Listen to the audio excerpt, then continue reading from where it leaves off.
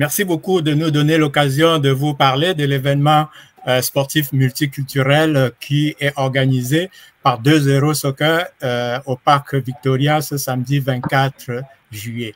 Alors, c'est quoi 2-0 Soccer? 2-0 Soccer est un regroupement d'amateurs de soccer donc, de divers pays, de diverses origines qui se réunissent 1 à 2 fois par semaine pour pratiquer leur passion qui est le ballon rond, qui est le soccer. Alors, cet organisme-là organise ces activités de soccer depuis plusieurs années maintenant. On parle de 2013 ou même avant sous d'autres formes.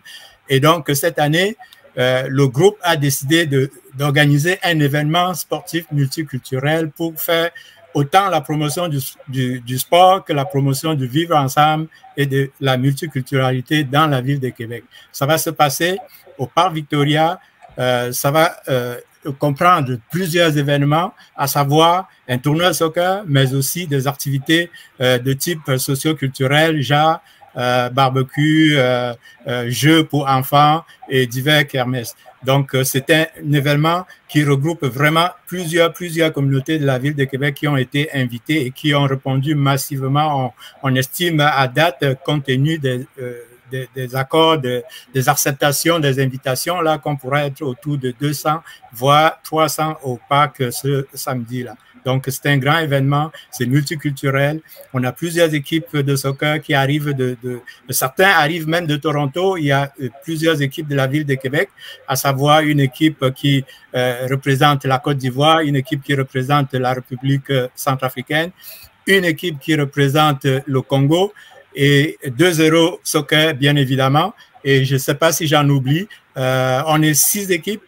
C'est un tournoi de soccer à 9 qui va se passer sous le modèle de soccer à 9, 35 minutes x 2. Et à l'issue des différentes joutes, on va désigner un champion qui va être l'heureux gagnant de la première édition de soccer, du tournoi de soccer de 2-0. Voilà. Merci beaucoup. Est-ce que monsieur-là nous voulait compléter? Merci beaucoup. Alors, c'est quoi l'idée de l'événement sportif multiculturel que le 2-0 organise le 24 est née il y a plusieurs mois déjà, alors que tout le monde, toutes les populations subissaient encore les difficiles restrictions du confinement consécutif à la pandémie du Covid.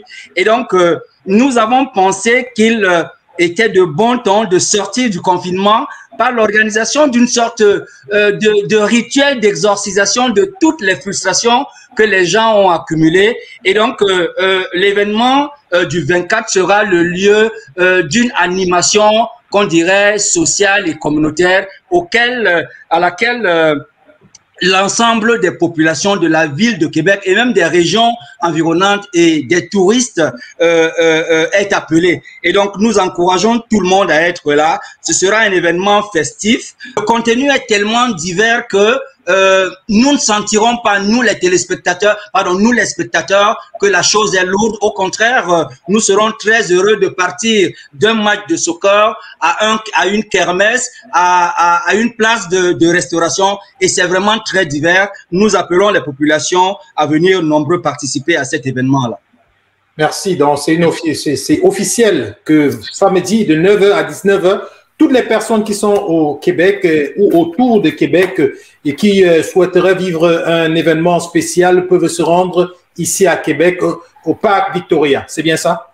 Absolument. Absolument. Alors, merci bien. Et si tu nous le permets, Florent, on aimerait dire un dernier mot là pour remercier tous nos commanditaires et sponsors de l'événement, en particulier Desjardins Caisse de Québec, qui est notre principal sponsor pour cet événement-là, mais également 4-7, Créole Fête, Métissage Québec, Idriss Photo Center, et bien évidemment Diaspora Interaction, et puis simplement Rosine, grâce à vous, ces médias, vous nous donnez l'occasion de parler de cet événement-là et d'en faire la promotion dans vos différentes antennes, et ça nous fait énormément plaisir. On tient à vous en remercier. Merci. Merci beaucoup, Diaspora Interaction. Merci d'être passé sur ce plateau, et on va sûrement se revoir avant samedi. Donc, je pense que Diaspora Interaction fera un tour et retransmettra quelques moments clés de cette première édition.